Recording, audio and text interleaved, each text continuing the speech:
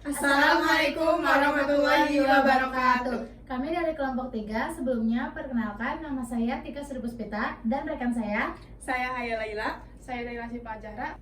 Di sini kami akan mempresentasikan hasil pengolahan data statistika 2 dengan judul pengaruh teamwork dan komunikasi terhadap kinerja karyawan pada Perumda BPR Majalengka.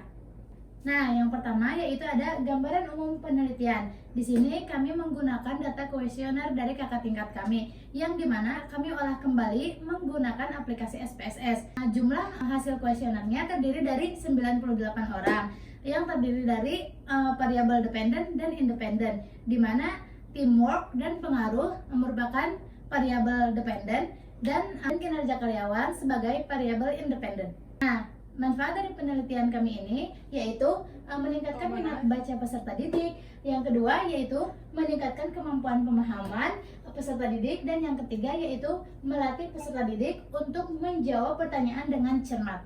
Berdasarkan hasil pengujian, data kami menunjukkan bahwa telah terpenuhinya uji normalitas, tidak terjadi uji heteroskedastisitas, tidak terjadi uji multikolinearitas, dan tidak terjadinya uji autokorelasi. Pada uji normalitas, kami menggunakan histogram dan normal p-plot, yang dimana histogram ini pola distribusinya membentuk kurva lonceng, dan pada normal p-plot titik-titiknya menyebar mengikuti garis diagonal. Dapat disimpulkan bahwa data residual berdistribusi normal. Pada hasil uji heteroskedastisitas, pengujian ini menggunakan metode scatterplot dan uji Glatzer, di mana metode scatterplot ini titik-titiknya menyebar secara acak dan tidak berbentuk pola tertentu.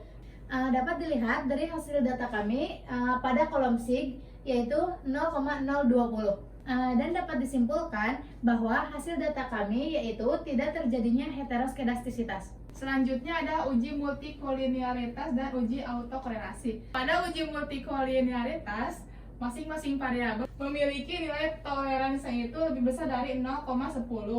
Dapat dilihat dari kolom ini, kolom colinearity toleransi itu hasilnya 0,678 semua sama.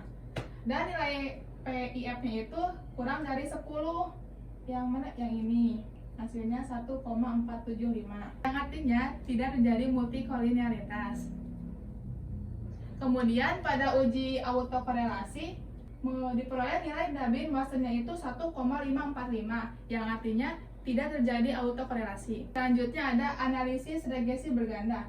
Berdasarkan hasil analisis regresi berganda, diperoleh nilai persamaannya itu Y sama dengan 217,218 ditambah 0,299x1 ditambah 0,531x2, yang dimana yaitu kinerja karyawan, X1 itu teamwork, dan X2 itu komunikasi. Selanjutnya ada interpretasi regresi. Nilai konstanta sebesar 217,218 menunjukkan bahwa ketika nilai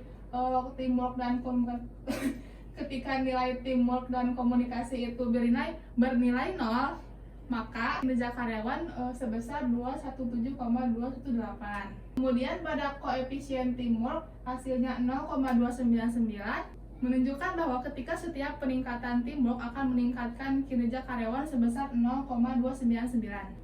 Sedangkan komunikasi memiliki nilai koefisien sebesar 0,531, yang artinya komunikasi memiliki pengaruh lebih besar dibandingkan dengan teamwork. Selanjutnya ada UJT parsial. Berdasarkan hasil UJT diperoleh nilai signifikan teamwork itu 0,003 dan komunikasi itu 0,00. Artinya kedua nilai tersebut lebih kecil dari 0,05. Sehingga dapat disimpulkan bahwa secara parsial teamwork dan komunikasi itu berpengaruh signifikan terhadap kinerja karyawan.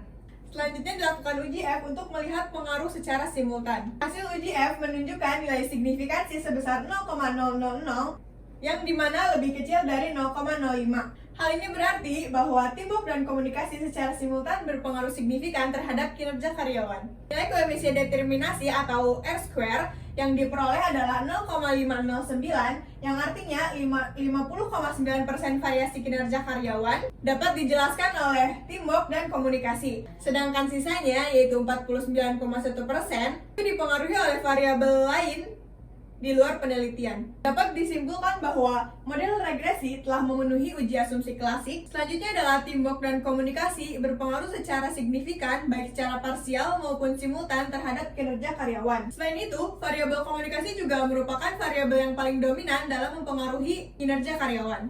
Model ini memiliki kemampuan penjelasan yang cukup kuat.